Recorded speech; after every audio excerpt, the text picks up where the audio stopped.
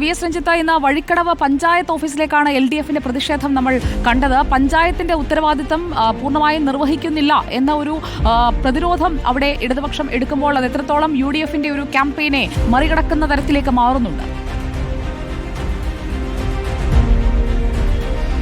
സുജിയ, പന്നിക്കണിയിൽ വേട്ടക്കണിയിൽ അനന്തു എന്ന വിദ്യാർത്ഥി മരണപ്പെട്ടതോടുകൂടി മലയോര മേഖലയിൽ വന്യജീവി സംഘർഷവുമായി ബന്ധപ്പെട്ട വിഷയം വീണ്ടും സംസ്ഥാന സർക്കാരിനെതിരെ ആഞ്ഞടിക്കാൻ, അത് ഉപയോഗിക്കാൻ UDFും BJPയും തീരുമാനിക്കുമ്പോഴാണ് അതിനെ പ്രതിരോധിക്കാൻ പഞ്ചായത്തിനെ കുറ്റപ്പെടുത്തി സംസ്ഥാന സർക്കാരും CPM രംഗത്തെത്തുന്നത്. ഇന്നലെ വനം മന്ത്രിയാണ് അക്കാര്യത്തിൽ വളരെ രൂക്ഷമായ ഭാഷയിൽ പ്രതികരിച്ചത്.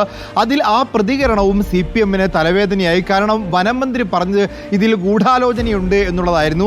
ആ ഗൂഢാലോചന ഒരു രാഷ്ട്രീയ ഗൂഢാലോചനയാണോ അതോ ഈ മരണവുമായി ബന്ധപ്പെട്ട ഗൂഢാലോചനയോ ആണോ എന്ന കാര്യത്തിൽ വനം മന്ത്രിക്ക് പോലും ആശങ്കയുണ്ടായി. അക്കാര്യത്തിൽ വനം മന്ത്രിയെ പിന്തുണച്ച് രംഗത്തെത്തിയ CPM നേതാക്കന്മാർക്ക് പോലും എന്ത് തരം ഗൂഢാലോചനയാണ് എന്ന് വിശദീകരിക്കാൻ പറ്റാതായി.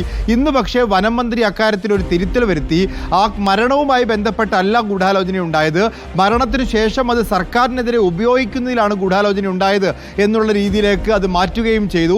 ഏതായാലും ഈ കാര്യത്തിൽ സംസ്ഥാന സർക്കാരിനെതിരെ മലയോര മേഖലയിലെ ജനരോഷം ആഞ്ഞടിക്കാനുള്ള സാധ്യത മുന്നിൽ കണ്ടുകൊണ്ട് തന്നെയാണ് ഇന്നിപ്പോൾ വഴിക്കടവ് പഞ്ചായത്തിനെതിരെ LDF സമരവുമായി രംഗത്തെത്തിയത്.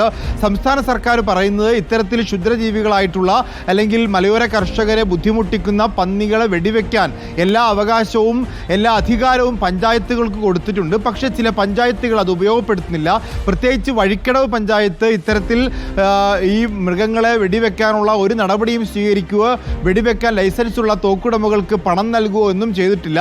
ആ ഒരു വീഴ്ചയാണ് ഇത്തരത്തിൽ പന്നിക്കണി വെക്കുന്നതിലേക്കും അനധികൃതമായി വേട്ടക്കണി വെക്കുന്നതിലേക്കൊക്കെ നീങ്ങിയത്.